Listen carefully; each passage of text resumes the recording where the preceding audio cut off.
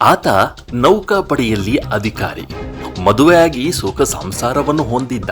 ಆದರೆ ಜೊತೆಗಿದ್ದವಳು ಸಾಕಾಗಲ್ಲ ಅಂತ ಡೇಟಿಂಗ್ ಆ್ಯಪ್ನಲ್ಲಿ ಪರಿಚಯವಾದ ಯುವತಿಯೊಂದಿಗೆ ನಂಟು ಬೆಳೆಸಿಕೊಂಡಿದ್ದ.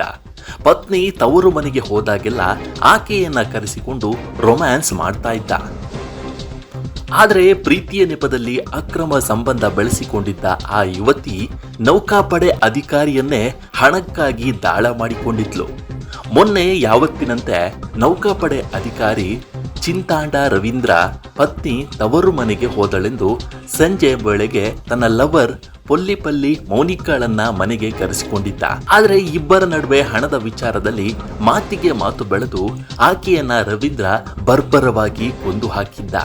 ಅಷ್ಟೇ ಅಲ್ಲ, ಆಕೆಯ ದೇಹವನ್ನ ತುಂಡು ತುಂಡಾಗಿಸಿ ಸೂಟ್ ಕೇಸ್ನಲ್ಲಿ ಹಾಕಿ ದೂರಕ್ಕೆ ಒಯ್ದು ಎಸೆದು ಬಂದಿದ್ದ. ಈ ಘಟನೆ ನಡೆದಿರೋದು ಆಂಧ್ರ ಪ್ರದೇಶದ ವಿಶಾಖಪಟ್ಟಣದಲ್ಲಿ. 30 ವರ್ಷದ ರವೀಂದ್ರನಿಗೆ 2024ರಲ್ಲಿ ಬೇರೊಬ್ಬ ಯುವತಿ ಜೊತೆ ಮದುವೆ ಆಗಿದ್ದರೂ 2021ರಿಂದಲೂ ಡೇಟಿಂಗ್ ಆ್ಯಪ್ನಲ್ಲಿ ಪರಿಚಯವಾಗಿದ್ದ ಯುವತಿ ಪೊಲ್ಲಿಪಲ್ಲಿ ಮೌನಿಕಾಳೊಂದಿಗೆ ಸಂಬಂಧ ಮುಂದುವರೆದಿತ್ತು. ಇಬ್ಬರು ಕೂಡ ಪಾರ್ಕ್, ಥಿಯೇಟರ್ ಅಂತ ಸುತ್ತಾಡುತ್ತಾ ಬೇಕಾದಾಗಲೆಲ್ಲ ದೈಹಿಕ ವಾಂಛೆ ತೀರಿಸಿಕೊಳ್ತಾ ಇದ್ರು.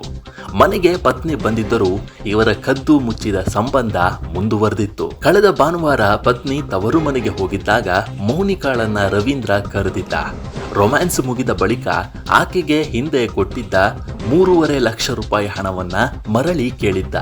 ಆದರೆ ಹಣ ಕೊಡೋದಿಲ್ಲ, ನೀನು ಹಣಕ್ಕಾಗಿ ಪೀಡಿಸಿದರೆ ನಮ್ಮ ಸಂಬಂಧದ ಬಗ್ಗೆ ನಿನ್ನ ಪತ್ನಿಗೆ ಹೇಳುತ್ತೇನೆ ಎಂದು ಬ್ಲ್ಯಾಕ್ ಮೇಲ್ ಮಾಡಿದ್ದಾಳೆ.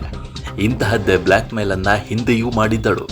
ಇದರಿಂದ ಕೋಪಗೊಂಡ ರವೀಂದ್ರ ಆಕೆಯನ್ನ ಉಸಿರುಗಟ್ಟಿಸಿ ಕೊಂದು ಹಾಕಿದ್ದಾನೆ. ರವೀಂದ್ರ ಬೇರೆ ಯುವತಿಯನ್ನ ಮದುವೆ ಆದ ಬಳಿಕ ಇದೇ ರೀತಿಯಲ್ಲಿ ಬೆದರಿಸುತ್ತಾ ಹಣ ಕೀಳುವ ಕೃತ್ಯ ಮಾಡ್ತಾ ಇದ್ಲು.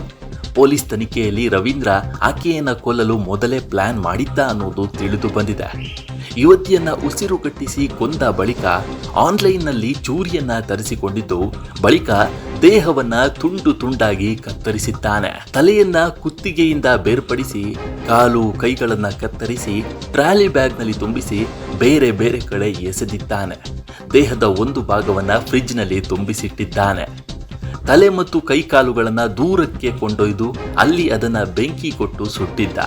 ಇದರ ನಂತರ ಪಶ್ಚಾತ್ತಾಪಗೊಂಡು ರವೀಂದ್ರ ನೇರವಾಗಿ ಪೊಲೀಸ್ ಠಾಣೆಗೆ ತೆರಳಿ ಕೃತ್ಯದ ಬಗ್ಗೆ ಹೇಳಿ ಪೊಲೀಸರಿಗೆ ಶರಣಾಗಿದ್ದಾನೆ. ಪೊಲೀಸರು ಆತನ ಮನೆಗೆ ಬಂದು ತನಿಖೆ ನಡೆಸಿದಾಗ ರುಂಡರಹಿತ ದೇಹದ ಭಾಗಗಳು ಫ್ರಿಡ್ಜ್ನಲ್ಲಿರೋದು ಪತ್ತೆಯಾಗಿದ್ದು, ಉಳಿದ ಭಾಗಗಳಿಗಾಗಿ ಹುಡುಕಾಟ ನಡೆಸಿದ್ದಾರೆ.